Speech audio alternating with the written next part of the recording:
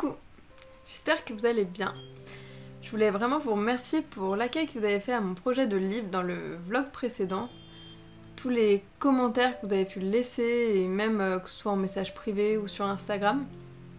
Ça me touche vraiment beaucoup parce que c'est vrai que c'est un projet qui me tient très à cœur. J'ai hâte de travailler un peu plus dessus et de pouvoir vous dévoiler quelques coulisses du projet. C'est vrai que je vais sûrement bientôt vous dévoiler certaines choses sur Instagram pour vous dire un peu la base du projet. Mais j'ai pas envie non plus d'en dévoiler trop. Quand même, il faut garder des surprises pour la fin. Et c'est vrai que ce projet, j'ai vraiment envie de faire un livre qui me ressemble. Un livre naturaliste, mais pas un livre comme vous avez déjà vu plein de fois. Parce que c'est vrai que j'ai beaucoup de livres naturalistes à la maison. Et d'ailleurs, je pense que cet automne, je vous ferai une vidéo spéciale sur mes livres naturalistes. Je pense que ça sera pas mal pour l'automne pour aller vous balader dans la forêt et après vous mettre à chercher les empreintes, les traces des animaux. Et j'en ai plein de styles différents, mais globalement il y a quand même beaucoup de livres qui vont avoir des points communs, on va dire, au niveau de l'organisation du livre. Donc c'est pour ça que j'ai choisi une organisation un peu différente. En plus, en fait, cette façon... En fait, je vais vous en parler sur Instagram bientôt, mais en gros, je voudrais faire comme un journal. C'est vrai que quand j'étais petite, j'ai toujours adoré il y avait le journal intime, ça, je l'avais fait un petit peu, mais en général, j'arrivais pas trop à le tenir. Mais sinon, j'aimais bien aussi fabriquer comme un grimoire de sorcière. Après, j'ai adoré imaginer des carnets de voyage, des choses comme ça. Et en fin de compte, j'ai toujours gardé ce contact avec ce côté journal et un peu carnet de bord. Et c'est pour ça que je voyais vraiment ce projet de livre comme ça. J'ai vraiment envie de vous faire un livre où le but c'est que vous appreniez des choses, mais il y aura aussi une partie de mon imaginaire et j'ai aussi envie de vous faire rêver, vous amener dans la nature, pas que ce soit juste quelque chose, justement pas que de l'apprentissage. Et il y aura quand même un petit aspect bien sûr pédagogique, mais je pense que ce côté journal, justement, ça va vraiment amener une âme supplémentaire à ce livre. Et donc, en fin de compte, chaque partie sera organisée par mois. Donc, comme un journal, on commencera au mois de janvier et on aura toute l'année qui s'écoulera comme ça. Et ça vous permettra du coup de découvrir aussi toutes les saisons. Parce que même si, bien sûr, j'adore l'automne, je pense que... Oui, d'abord je dirais l'automne, après le printemps. Mais en fait, j'ai du mal à choisir une saison parce que... chaque saison a ses petits bonheurs, ses beautés. Enfin, j'adore voir par exemple l'automne pour la couleur chaleureuse, les feuilles, ce genre de choses. Mais l'hiver, quand il y a le paysage qui est givré, bleuté, enfin c'est féerique aussi. Le printemps, je trouve ça magique parce qu'on a toutes les fleurs qui ressortent et c'est vraiment beaucoup de joie. Je trouve justement en fait cette sensation, je me suis rendu compte là cette année. Surtout quand j'étais en même temps en train de peindre le printemps, je me rendais compte que ces couleurs et toute cette nature qui revit, ça amenait vraiment une sensation de bien-être et ça nous faisait vraiment du bien. Après, justement, le gris de l'hiver, parce que malheureusement à Paris, on profite pas tellement de l'hiver avec la neige, le givre et tout ça, c'est surtout le gris. Donc c'est pas aussi magique que quand on est dans la nature. Et c'est vrai que le printemps, je l'ai vraiment savouré cette année. Après l'été j'aime beaucoup aussi, mais c'est vrai que vu que je vis à Paris, souvent il y a la canicule, on a très chaud, on savoure pas tellement. En fait l'été pour le savourer faut pas être à Paris. Je trouve que c'est plus agréable quand on va au bord de la mer, qu'on peut un peu profiter de ce genre d'endroit. Mais même l'été, les balades dans la forêt aussi c'est agréable. D'ailleurs j'adore les coquelicots, souvent qui ressortent à cette période-là, les champs de coquelicots, c'est magnifique ça. Donc c'est pour ça que je trouve que ça avait vraiment un intérêt de vous faire ce fil conducteur au fil des saisons. Je vais vous laisser parce que j'ai beaucoup de travail qui m'attend encore. Là, je vais avoir pas mal de choses à faire pendant ces mois à venir parce que j'ai un gros projet en dehors du livre, parce que j'ai aussi le livre à avancer, mais à côté j'ai un autre gros projet. J'ai aussi des petites missions pour des clients, des choses... et peut-être aussi faire une petite collection d'automne. Alors je pense qu'elle sera beaucoup plus petite que la dernière, vu que je peux pas tout faire à un moment donné, même si j'aimerais, ce n'est pas possible. Donc je vous laisse et je vous souhaite une très bonne journée. Je suis partie à la cueillette de Lumini pour aller chercher quelques légumes et fruits de saison. C'était vraiment toujours très agréable. Il y avait de beaux radis. Et on y allait surtout pour les fraises. Et elle était vraiment excellente, sucrée, juteuse.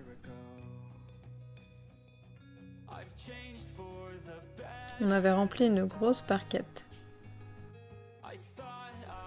J'ai reçu des échantillons des nouvelles couleurs de chez Marie-Jane Atelier. Elle a pensé à moi parce qu'elle sait que j'aime beaucoup le orange et le vert. C'est des couleurs que j'utilise très souvent. La présentation était vraiment magnifique. Et j'utilise un goutte à goutte pour réactiver les couleurs. J'ai eu un énorme coup de cœur sur la couleur Capucine, un beau orange très lumineux. Et sur Yuna, un beau vert.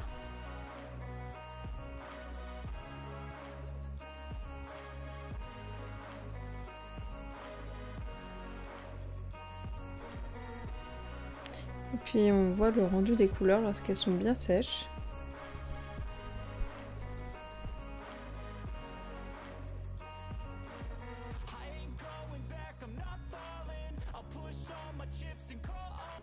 Aujourd'hui, c'était vraiment une journée particulière. J'ai été faire de la photographie animalière. Mon père avait repéré un endroit où on pouvait observer un piquet-pêche.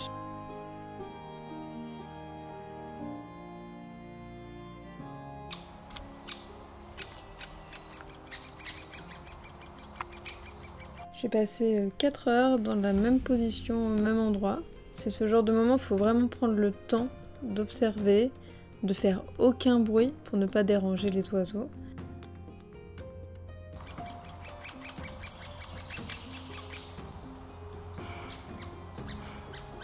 Mais je n'ai pas du tout vu le temps passer, même si je me faisais un petit peu dévorer par les moustiques.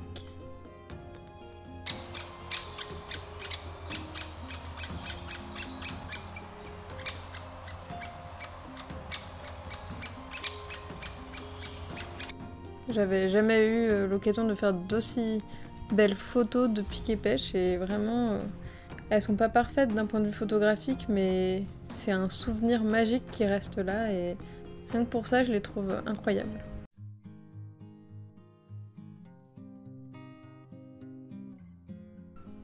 Je suis partie une semaine en Bretagne voir Pauline, juste pour goûter. Alors c'était vraiment agréable d'aller voir la mer, en plus là il faisait hyper beau.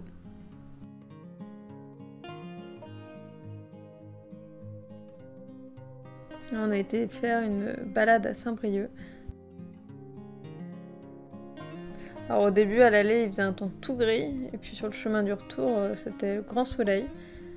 C'est ça que j'aime beaucoup en Bretagne, c'est que le temps il peut changer à une vitesse assez impressionnante.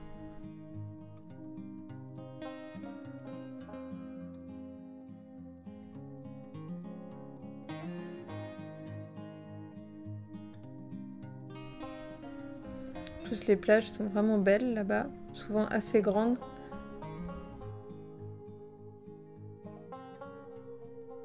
C'est tellement agréable cette balade le long des remparts.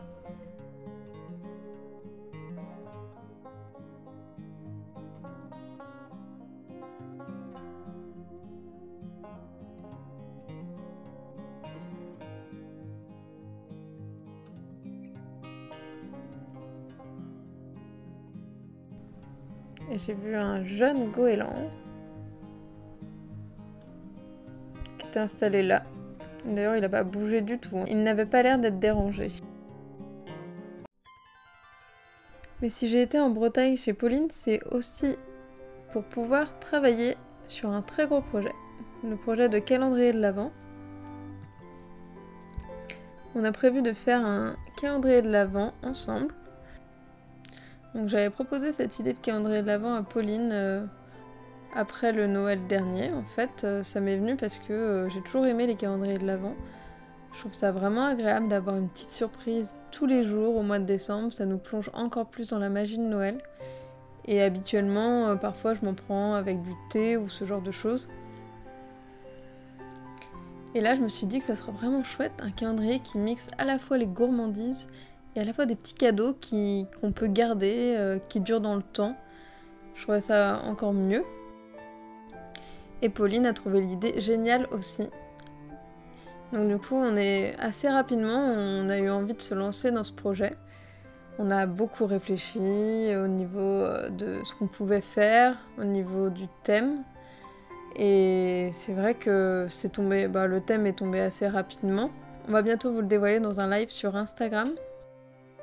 Et ce qui est génial dans ce calendrier, c'est de pouvoir vraiment vous plonger complètement en immersion, à la fois avec des gourmandises qui vont vraiment vous faire penser à Noël, mais aussi avec toutes les illustrations que je vais imaginer spécialement pour ce projet, et que je pense aussi en lien avec justement l'univers et les gourmandises de Pauline.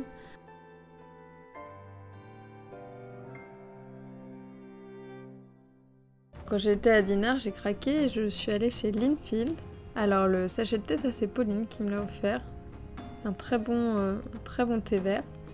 Et moi j'ai craqué sur la petite boîte Emma Bridgewater que je trouvais trop mignonne.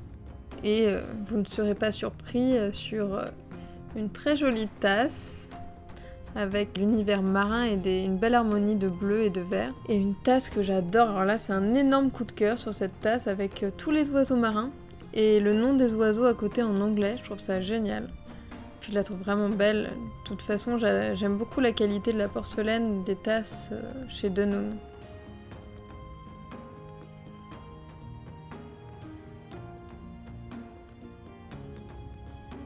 Je suis partie faire une petite balade au lac des Minimes. Puis marcher le long de l'eau, je trouve que ça a un côté très relaxant. Ça, plus les chants des oiseaux, on est vraiment dans une belle balade détente.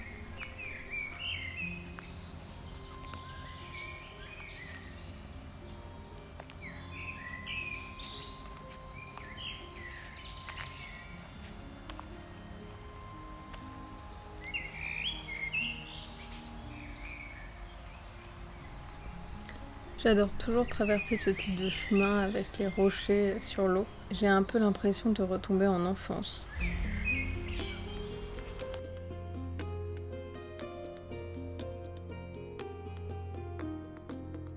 Ceux qui ont reçu ma newsletter ont déjà vu cette photo et connaissent déjà sa petite histoire. Pendant la balade, j'ai aperçu un troglodyte mignon, qui est un oiseau très petit, c'est celui juste au-dessus du rouge-gorge, qui est très vif et qui était vraiment très dur à prendre en photo du coup. Donc au bout d'un moment, j'ai laissé tomber, je commence à prendre en photo le rouge-gorge et d'un coup, hop, je vois le petit troglodyte mignon qui vient au-dessus du rouge-gorge. J'aurais voulu faire cette photo, je suis sûre que je n'aurais jamais réussi. C'était vraiment un drôle de hasard et c'est ça aussi qui est magique dans la photo animalière, c'est qu'on peut jamais rien prévoir. Parfois on a ce genre de belles surprises qui arrivent d'un coup. Là, il y avait plein de canards. En fait, ils venaient pour attendre à manger parce que malheureusement, les gens, la plupart du temps, les nourrissent.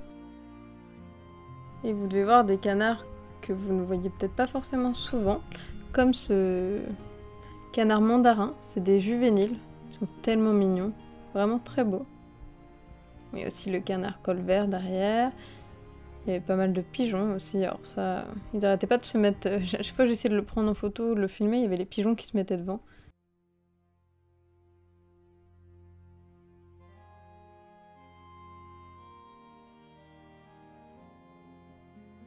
Mais je le trouvais vraiment magnifique ce canard, avec toutes ses nuances, ses reflets.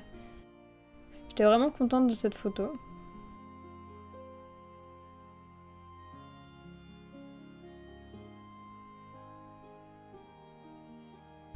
C'était un fulicule mi-loin. Et il y avait un héron cendré qui surveillait et guettait s'il y avait des poissons qui passaient. J'ai vu plusieurs grenouilles aussi, alors on les entendait bien de loin et dès qu'on arrivait, elles faisaient plus aucun bruit. J'adore cette photo. Pauline de Juste pour goûter est venue vendre des biscuits dans la boutique de la Chambre aux confitures à Paris. Et elle a fait aussi des petites démonstrations en direct où on pouvait voir comment elle travaillait, la façon dont elle décorait, toutes ces petites astuces. C'était vraiment intéressant de voir ça en plus en vitesse réelle. On voit à quel point c'est un travail minutieux. Coucou! Alors j'espère que ce vlog vous a plu. C'est vrai qu'il a mis un petit peu de temps à sortir parce que j'étais malade pendant une bonne période et j'avais plus de voix. Et ça a mis du temps à revenir, donc la voix qui déraillait, c'est-à-dire qu'à certains moments d'un coup elle partait en cacahuète, donc c'était un peu compliqué de filmer des vidéos dans ce cas-là. Ça aurait été peut-être très drôle, cela dit, mais je pense que vous auriez peut-être pas tout compris ce que je racontais.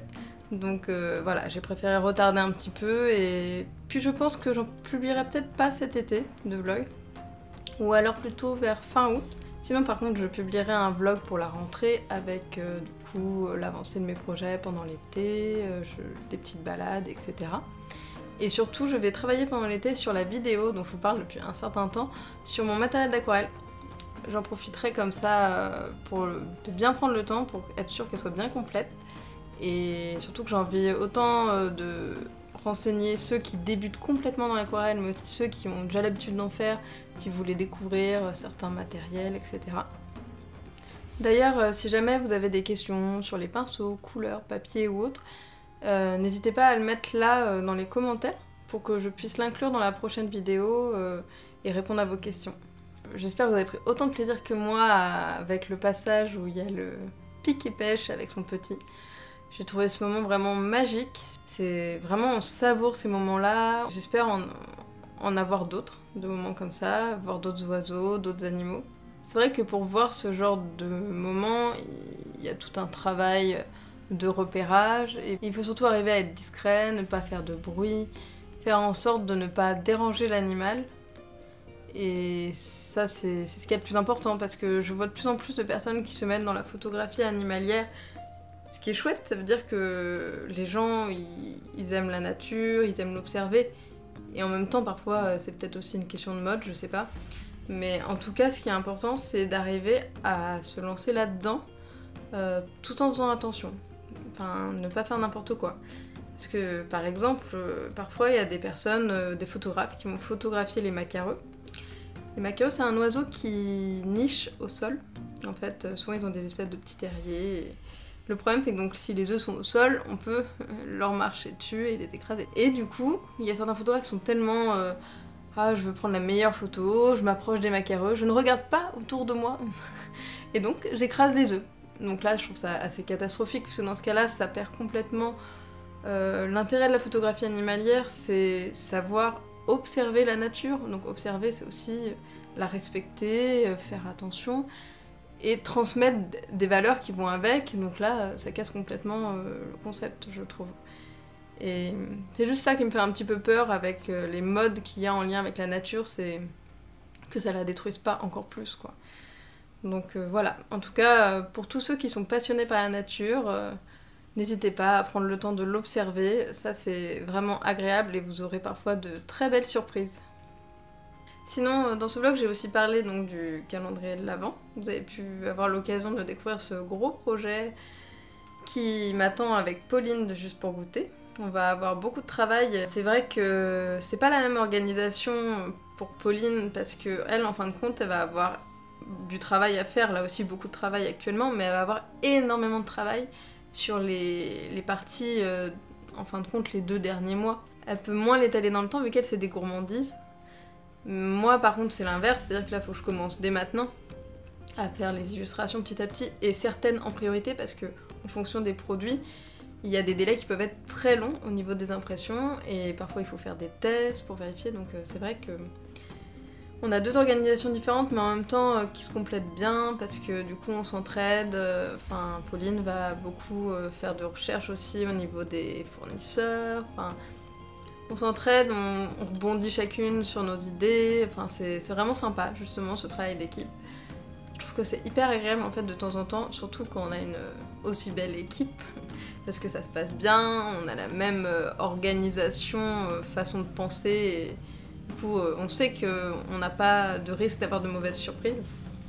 Donc c'est vrai que c'est très agréable dans ce cas-là, parce que non seulement ça peut réduire une charge de travail ou pas, enfin ça dépend, parce que là on fait pas forcément la même chose, mais surtout ça nous permet de rebondir, d'avoir encore plus d'idées, et puis c'est juste magique de toute façon de partager ça avec quelqu'un, et ça va être super de pouvoir le partager aussi avec vous. J'ai hâte d'avoir votre retour quand vous allez le voir fini le calendrier. Mais pour l'instant, il reste encore pas mal de travail. Vous pourrez continuer de toute façon à suivre aussi sur Instagram et TikTok notre avancée du projet. Oui, donc j'ai franchi le pas, je me suis lancée dans TikTok.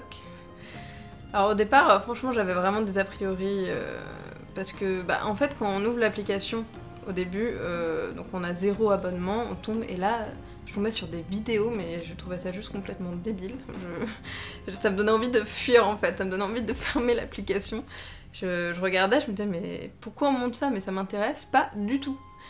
Et après, je me suis dit, en fait, sur Instagram, je voyais que Instagram ressemblait de plus en plus à TikTok. Donc je me suis dit, quitte à être sur TikTok, autant aller vraiment sur l'application TikTok.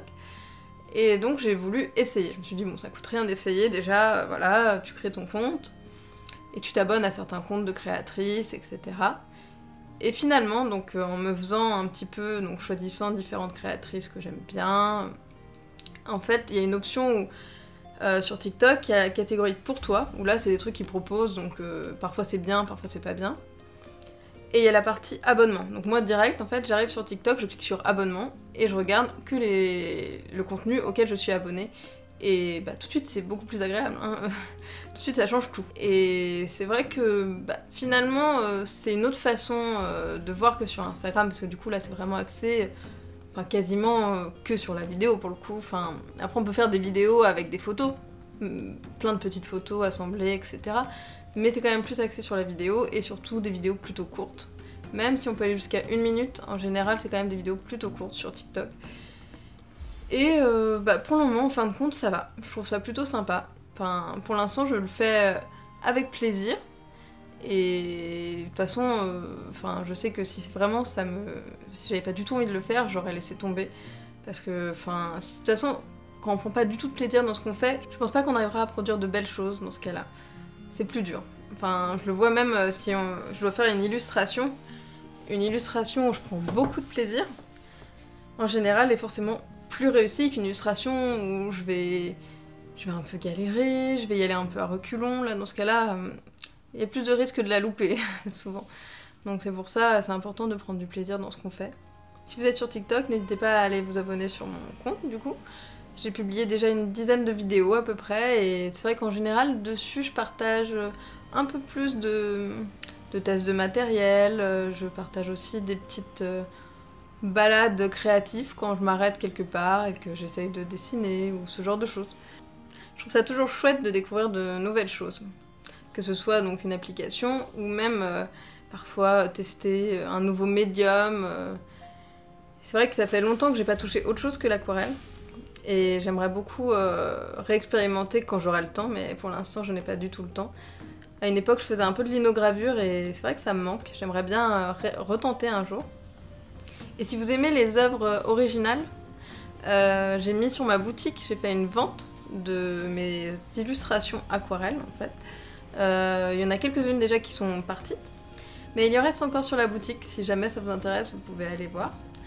Alors c'est vrai que c'est un budget, c'est beaucoup plus cher qu'une affiche imprimée forcément, parce que c'est une œuvre unique, c'est-à-dire que vous êtes la seule à l'avoir et personne d'autre pourra en avoir une identique.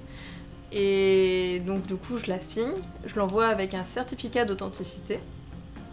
Bien sûr dans le prix il y a aussi toutes les heures de travail qu'il y a derrière, il y a le matériel utilisé comme le papier aquarelle, la peinture, etc. Il y a tout ça qui est pris en compte. Voilà, je voulais vous expliquer quand même parce que certains sont peut-être choqués par le prix. Et en fait, en réalité, par rapport, si vous allez voir d'autres illustrateurs, par exemple, qui sont beaucoup plus connus, des originaux, ça peut être à 300 € ou même plus, en fait. Donc voilà, en réalité, c'est pas non plus excessif par rapport à ce que c'est, même si je comprends complètement que tout le monde n'ait pas le budget pour ça. Je fais très rarement ce type de vente. Là, j'ai pris mon courage pour, je peux dire, quelques originaux que j'ai mis en vente, mais sinon j'ai beaucoup de mal à m'en détacher. Justement parce qu'en fait, il y a tellement d'heures de travail derrière que c'est dur de se séparer en fait d'une illustration. Et en même temps, je me dis que je trouve ça triste parce qu'ils sont tous rangés dans une boîte. Vous vous doutez bien qu'ils sont pas tous encadrés chez moi, sinon on verrait plus mes murs. Donc c'est quand même plus sympa de les imaginer dans un cadre, chez vous, dans une chambre d'enfant, dans un salon, dans un bureau. Enfin, c'est tellement plus chouette qu'elles aient une seconde vie, ces illustrations, et c'est pour ça que j'ai décidé de le faire. Après toutes ces belles paroles, parce que je crois que j'ai peut-être un peu trop parlé aujourd'hui, je vais vous laisser. Je vous souhaite une très belle journée, et je vous dis à bientôt, et je vous souhaite de très belles vacances pour ceux qui partent bientôt en vacances.